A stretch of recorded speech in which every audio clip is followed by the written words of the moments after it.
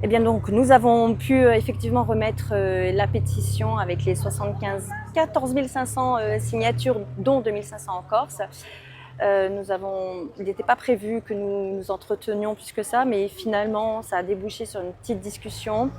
Il a pu répondre à nos questions. Effectivement, il y a des enquêtes internes qui sont menées. Il y a déjà quelques rectifications qui sont menées sur des pratiques effectivement qui n'avaient pas lieu d'être. On n'a pas les détails de ça.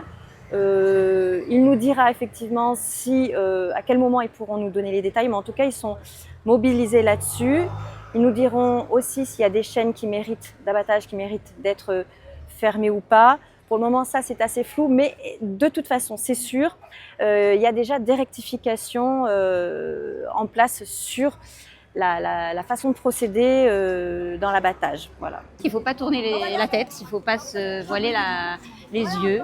Il se passe des choses qui ne sont pas acceptables.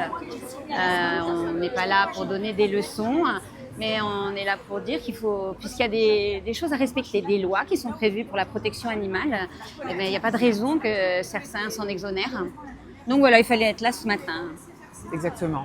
Et je pense qu'en plus, ce qui était choquant dans ces images que dénonce le 214, c'était qu'effectivement, c'est fait apparemment, il y avait des vétérinaires sur place qui sont censés normalement veiller à la réglementation de ces exécutions d'animaux, comment on les tue. Il y a des règles. Et apparemment, il y a eu un cautionnement. Donc ça, c'était encore plus choquant pour moi parce que, voilà.